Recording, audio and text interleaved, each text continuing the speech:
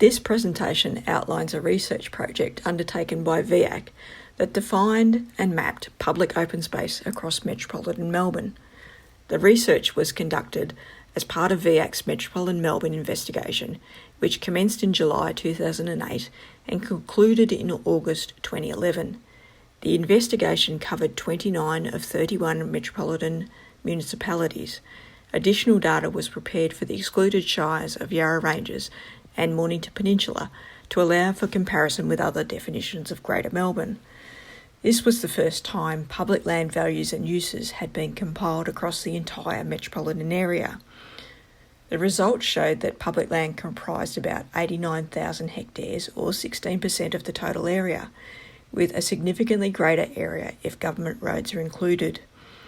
Around 35% of the public land was owned in freehold title by state government, which is very high compared to other parts of the state. The terms of reference had a strong focus on livability, including to report on the contribution of public land to Melbourne's livability, which is of relevance to this talk today about public open space. The definition of livability adopted for this investigation is: livability reflects the well-being of a community and comprises the many characteristics that make a location a place where people want to live now and in the future. Public land makes a significant contribution to livability through community facilities and services, public infrastructure, city squares, small neighbourhood parks, sports fields, or open space, and the protection of natural values in national parks and conservation reserves. While private land can also contribute to livability, for example through privately owned hospitals or golf courses, public land is generally more accessible and secure in the long term. One of the most common themes raised in consultation was the importance of retaining and enhancing public open space. VIAC decided that in order to consider the issues associated with public open space, it needed to understand its extent and distribution. Some of the important themes identified were the benefits of open space, the increasing importance of public open space in counteracting a loss of private open space, such as smaller backyards and higher density housing, a desire for more open space as the population grows, community concerns that public land was sold that could be used for public open space. And public open space comprises both public land, that is Crown land, and some areas of state government-owned freehold land, and land owned in freehold title by local government, which is not public land under VIAC's definition in legislation. The issues that VIAC found were that there was no agreed definition, classification, or metropolitan-wide open space inventory or strategy, generally poor community understanding of government land ownership issues.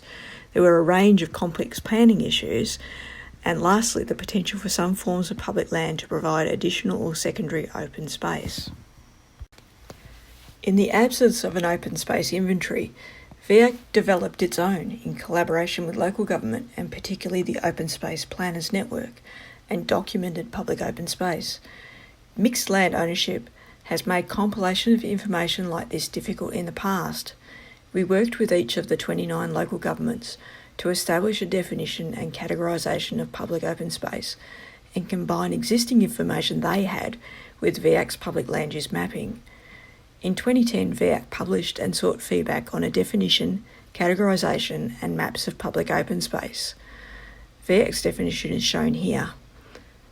Feedback and new information was incorporated into the dataset, and 2011, the total extent of public open space was 67,000 hectares across the study area, with nearly half being Crown land in protected areas, mostly located on the outskirts of the city.